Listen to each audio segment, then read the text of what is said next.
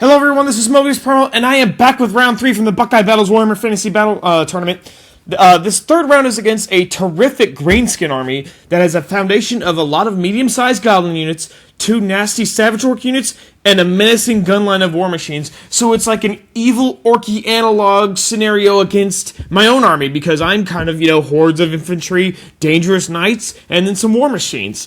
So the objective is to hold the little blue gems that are in the middle of the center of the battle line, and in order to do that, you have to have a unit with at least a rank, not a rank bonus, but a rank and some form of command or a character joined.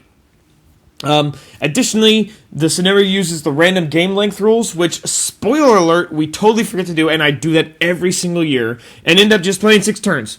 So, anyways, 2,400 points, let's get it on. So my opponent has, on the right-hand side, a Goblin Wolf Chariot, and then one each of a Doom Diver, a Catapult, and a Spear Chukka, and then a lone Goblin Wolf, or Goblin Hero on a Wolf there. And, it's important to note, none of his characters have any magic items whatsoever. Every fighting hero or lord has only got a great weapon, and that's it. So next to them is a Goblin unit of each flavor, and each one has 2 of their unique kind of little adds. So there's 2 Fanatics in the Night Goblin unit, and there's 2 Nasty Skulkers in the Common Goblin unit, which I have never seen before. That's pretty interesting. And then in the corner of this shot, you can just barely see his Savage Orc Biggins that are joined by his General. More to the left is more Night Gobos, and then a similar spattering of everything that was on the right flank is on the left flank. So there's another Goblin Hero on a Wolf, there's another Common Goblin unit, and then there's another Goblin Chariot, and one each of all the War Machines. The Heartless left flank has got my Trebuchet and Knights and some fast cavalry for interference, and then the center is pretty much thin with just the Pegasus Knights, but that Ruin thing is another Obelisk, like in my first game, that gives +1 to wound for anything within 6 inches of it, so I put both my archers next to it, just like in the first round. Then my right flank sees my Peasant Castle and the other Treb and fast cavalry unit, Trebuchet being way back in the corner there. So Greenskins goes first, and everything squeaks up, tightening up on my Heartless lines, everything except that this one Goblin unit who failed its animosity. During shooting, the Doom Diver splats my entire fast cavalry unit, so that sucks. But all the other War Machines either miss, shoot wide, or misfire, so I guess it's acceptable losses compared to what could have happened. And we head on to Heartless turn 1. So my Knights scare off the lone hero because those guys could just be annoying little buggers. They basically fill the role that my fast cavalry do, but they do it for about 30 points cheaper, and they can strike a little bit harder with that great weapon. Meanwhile, my Pegasus Knights slip in behind the greenskin lines, dodging Fanatics as they go, and putting all the War Machines on watch. On my left flank, the fast cavalry, on my right flank, the fast cavalry connect a flank charge against that chariot, and my infantry start to buckle up for the incoming crash of orkiness. In shooting, both trebuchets strike home and significantly reduce both of these goblin units. Ugh. So I wasn't terribly worried about these goblin units in a straight fight, but now I don't have hardly anything to fear at all because they're just they're so low.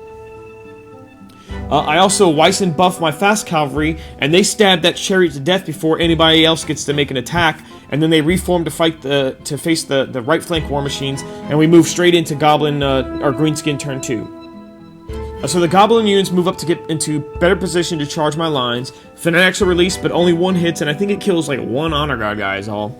On the left, both the Goblin Chariot and the Common Goblins charge my Knights, but only the Chariot makes it, so I'm feeling pretty good about that. If those Goblins got in, maybe I would have won. I mean, I don't expect a whole lot of damage to happen, but, they have a lot of ranks and set at combat res, so with just the Chariot, I'm feeling pretty good about it. Delete It is kitted to kill those kinds of things. And then in the center, the Savage Boys take up control of the middle objective marker. With shooting, a Rock Lava puts a hurting on my Pegasus, but they hold fast, whereas on the other side, the Catapult breaks itself apart, so that's a bummer. The hand-to-hand does not go at all like my opponent wanted. I lost a single Knight to impact hits, but then I beat the Chariot up. I don't get a heroic killing blow, So I just do a couple wounds, and the chariot breaks. It panics those gobos that failed the charge earlier, but they only fled like 2 inches, and then my overrun to catch the chariot sees my knights offing both that chariot, and then they crash into the fleeing goblin unit and kill that. So not bad for my part to happen in my opponent's turn. That sucks. So now it's Heartless 2. My Pegasus charged one of the war machines, and they line it up so they're going to overrun into another one. The Knights turn to face the Savage Boys, and then far on the right-hand side, my Fast Cavalry charge into the rightmost war machine, while I also get a flank into that small goblin unit, and this woods turns out to be a poison wood or something like that, so I take a bunch of dangerous terrain checks, kills a couple guys, but also now I have poisonous attacks, which is nice. And then my honor guard scooch up, so right in front of that fanatic, so if anything charges, they have to eat a fanatic in the face to connect the charge. This is a good example of how to use fanatics for you if you're not the goblin player. So after combat, my yeoman killed the trebuchet, or I'm sorry, the bolt thrower, and then reformed to face the doom diver. But my peasants, they win against the goblins, but and they win really good, but the gobos, they throw a 2 and stick around with insane courage, so just can't plan for that. Then on the left, the Pegasus, of course they beat the crap out of the Doom Diver, and then they overrun into the catapult, and we go into Greenskin 3. So out jumps a triple combo, wham bam bam! The Savage Boys, the Gobos, and the Hero all charge my Honor Guard unit, and I think that the Goblins lost 1 dude to that Fanatic that they squished. And that's about all that happens for movement. In shooting, this Doom Diver gets some final licks in and kills 6 of my archers, but they hold thanks to a Jorah. And then in combat, I break and chase off the Gobos with my men-at-arms, but instead of chasing them in order to get, instead of chasing them, I reform in order to help the Honor Guard out. Speaking of the Honor Guard, they get romped. Yeah, I was losing track here and not really keeping up because I felt really bad for my opponent for how damaging my war machines had been, but it seemed like he had like an unlimited supply of strength 6 attacks in this combat. Okay, there's a general who's like 4 attacks, I think he might be frenzied, so 5 attacks or something like that. There's a hero in the goblin unit, that's only 3, and then plus the guy on the wolf, so that's 10 or 11 attacks. But I know he rolled like over 16 shots with strength 6, so, you know, whatever. Of course, the Pegasus Knights blast the Stone Thrower, and then they turn their sights on the last war machine, that Spear Checker there. Which is exactly what happens at the start of turn 3. On the right, the Fast Cav are cleaning up, the Spear Checker on this side too, and then the Men-at-Arms charge the flank of the Night Goblins. My Trebuchet dumps into the Savage Boys, guarding the central objective, kills off 6 or 7 of them. And I've been whittling away this unit down all game with my archers, who, remember, they're +1 to wound when they're close to the obelisk thing, and Savage Boys don't wear thick armor or anything like that, so knocking them down. In my hand-to-hand, the Honor Guard get knocked down, just the urn, which holds everything up. And then at this point, every single Greenskin war machine has been removed from the table at this point of the game, which is halfway through. All right, so. There's some shuffling on the Greenskins lines, but nothing major. The small goblin unit that I broke earlier rallied, which, I'm looking at it now, and I am counting the models, and I think it should have had to do an insane courage roll to rally, so whoops. In hand-to-hand, all the Greenskin units can't finish off that Honor Guard, but it's enough to send the flanking peasant unit fleeing, so that sucks. And now it's on to Heartless 4. My peasants don't rally, and I move up out of charge threat, but that's about it. On the left, this is beautiful. I love setting this up. So instead of charging that big ranked unit with my Pegasus and trying for a long charge with my Knights, which I could have screwed up both ways, I put my Knights 16 inches away from the Savage Boys. So if they fail the restraint check, they are very, very unlikely to make the charge, and put them in an easy charge range for both my Pegasus, who I swooped in behind, and my Knight Lance.